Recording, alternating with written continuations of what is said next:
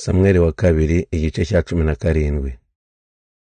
Hushayi aburizamo inama za Ahitofeli. Ahitofeli abwira Abusalomu ati, reka ntoranye ingabo 12,000 nkurikire Dawidi iri joro.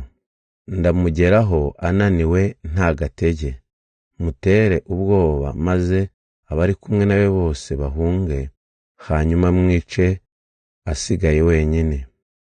Bityo nzakugarurira abantu be bose, kuko kwica uriya ushaka ariko kukugarurira bose, maze igihugu kikagira amahoro.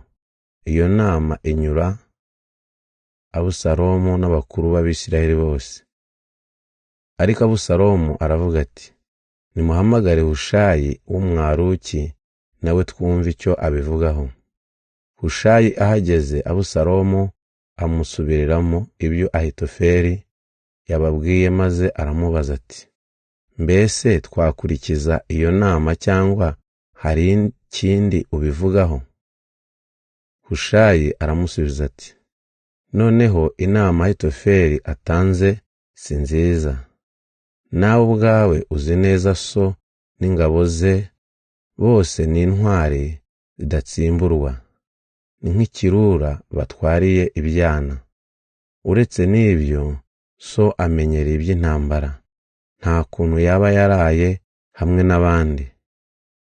Ubu ashobora kuba yihishe mu buvumo cyangwa ahandi.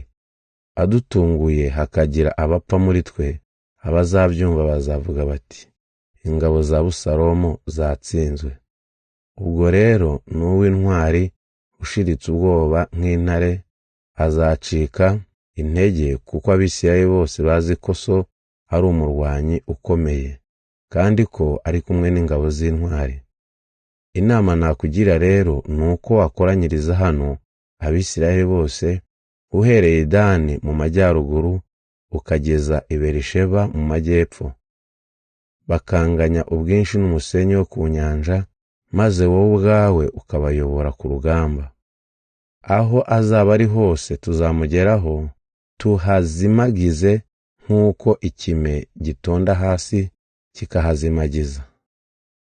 Yaba we cyangwa abantu be, ntawe uzarokoka. Nagira umujyi ahungiramo Abisirayeli bose, bazazana imigozi tuwukurure, tuwurohe mu kabande he kugira n'ibuye riwusigaramo.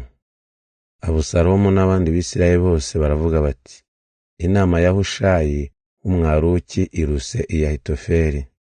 Uko niko Uhoraho yaburijemo inama nziza ya Ahitofeli, kugira ngo ateze Abusalomu ibyago. Dawidi ahungira hakurya ya Yorodani.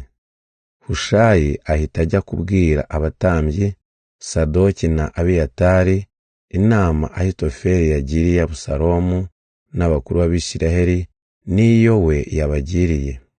Yongeraho ati, nimuhite mutuma kuri Dawidi ye kuraraho ari ku byambu bya Yorodani, ahubwo yambuke, naho ubundi yarimburanwa n'abo bari kumwe bose.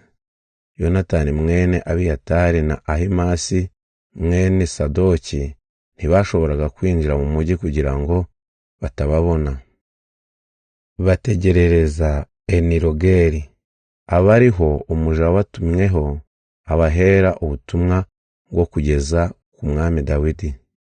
Ariko umusore aza kubabona abibwira Abusalomu. Yonatani na Ahimasi bagenda biruka bagera i Bahurimu ku muntu wari ufite iriba iwe mu rugo, baryihishamo. Umugore nyir'urugo ashyira igidasesa hejuru y'iriba, maze yandikaho impeke bituma ntawagira icyo ahakeka.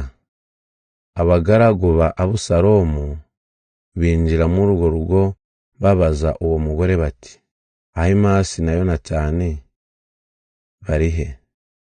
Arabasubiza ati, bambutse akagezi. Barabashaka, barababura, bisubirira i Yerusalemu. Bamaze kugenda, Ahimasi na Yonatani bava mu iriba bajya kubwira umwami Dawidi inama Ahitofeli yatanze bati, none ihute uhungire hakurya ya Yorodani. Dawidi nabo bari kumwe bose bahita bambuka Yorodani, bucya bose bageze hakurya. Ahitofeli abonye ko batemeye inama ye, yurira indogobe ye yisubirira iwe mu mujyi w'iwabo.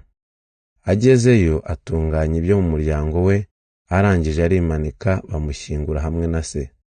Dawidi yahungiye i Mahanayimu, hanyuma Abusalomu ahagurukana n'ingabo zose z'Abisiraheli bambuka Yorodani. Abusalomu yari yarashyizeho Amasa kugira ngo abe umugaba w'ingabo wo gusimbura Yowabu.